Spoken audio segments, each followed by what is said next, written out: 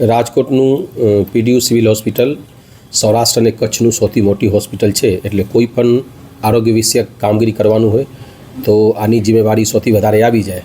જ્યાં સુધી આ અત્યારે હીટ વેવની વાત છે અને યલો ઝોન જે જાહેર કરવામાં આવ્યું છે, આ માટે પૂર્વ તૈયારી રાજકોટ સિવિલ હોસ્પિટલ કરી લીધું છે. આ માટે અલગથી 25 બેડનું PMSSY બિલ્ડિંગમાં બધી વ્યવસ્થા સાથે આમાં ડૉક્ટરથી લઈને paramedical staff, nursing staff, class 4 બધા રાખી દીધું છે. પણ સૌથી સારા સમાચાર આજ દિન સુધી એવી છે કે એક પણ દર્દી આમાં દાખલ નથી.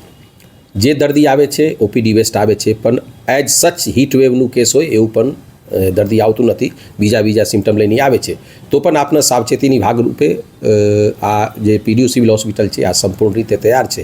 પણ જે આમાં જે લૂ અથવા જે હીટ વેવ કહેવાય, આમાં પહેલાંથી આપણે કહીએ છીએ કે prevention is better than cure, એટલે પહેલાંથી આપનું બચાવ કરીએ. હવે આ બચાવમાં ભાગરૂપે એવી રીતે છે કે જ્યારે જરૂર હોય ત્યારે આપના જે પીક ટાઈમ છે, પીક ટાઈમ એટલે 10 વાગે પછી અને જે 5 વાગે પહેલાં આ જે ટાઈમ છે, આ ટાઈમમાં જરૂર પડે તો બહાર જઈએ.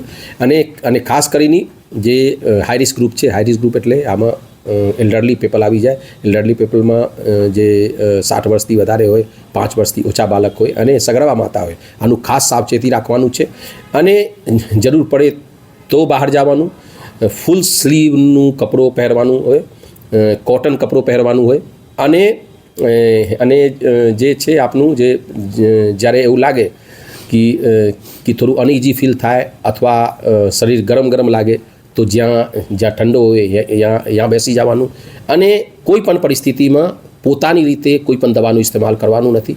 પીડીયુ સિવિલ હોસ્પિટલ તૈયાર છે, એટલે એકવાર ડૉક્ટરને બતાવીને દવા લેવાનું હોય. અને ગભરાવાની તો સાવ નથી. અને ખાસ કરીને એવું કહું છું કે આ કોઈ જે કોલ્ડ ડ્રિંક્સ કહેવાય, આ કોલ્ડ ડ્રિંક્સ જે હોય, આ જે આપણું કહેવાય બહારનું, આ ક્યારે લેવાનું નહીં. લીંબુ પાણી અથવા સીધું પાણી અને આમાં થોડું મીઠું નાખી દો, થોડું એટલે ORS જેવી થઈ જાય બધું.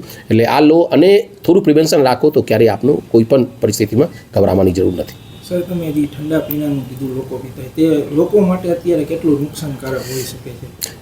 એટલે અત્યારે જે હીટ વેવ છે, આમાં સૌથી જે આમાં થઈ જાય છે, જે આમનું કહીએ, આ છે ડિહાઇડ્રેશન. એટલે પાણી અને ઇલેક્ટ્રોલાઇટ્સનું માત્રા આપના શરીરમાં ઓછું થઈ જાય. એટલે આનું એકમાત્ર સારવાર છે રિહાઇડ્રેશન. એટલે આપના પાણી લઈએ અને જે ઇલેક્ટ્રોલાઇટ, જે સોડિયમ, પોટેશિયમ છે, આનું બેલેન્સ આપના થઈ જાય તો ક્યારેય હીટ વેવ થાય નહીં. જ્યાં સુધી કોલ્ડ ડ્રિંક્સની વાત છે, આ જ્યારે આપણું લઈએ છીએ ત્યારે આ હાઇડ્રેશન કરે નહીં, ઉલટો આમાં જે છે, આમાં જે ઇલેક્ટ્રોલાઇટ ઇમ્બેલેન્સ કરી નાખે. એટલે આનું ભાગરૂપે આપણે એવી રીતે કરીએ કે પાણી લઈએ અને પાણીમાં થોડું સુગર અને થોડું સોલ્ટ જે માત્રા છે, જેનું આપણા રેડીમેડ ORS થઈ જાય, આ લઈને આપણું લઈએ તો જે આપણું ડિહાઇડ્રેશન થયું છે, જે પાણીની માત્રા અને ઇલેક્ટ્રોલાઇટની માત્રા ઓછી થયું છે, આ રિહાઇડ્રેશન રૂપે આવી જાય. એટલે આનું એકમાત્ર સારવાર છે રિહાઇડ્રેશન. એટલે આપણું પાણી લઈએ, ઇલેક્ટ્રોલાઇટની મેન્ટેન કરીએ તો કંઈ પણ મુશ્કેલી આવે નહીં.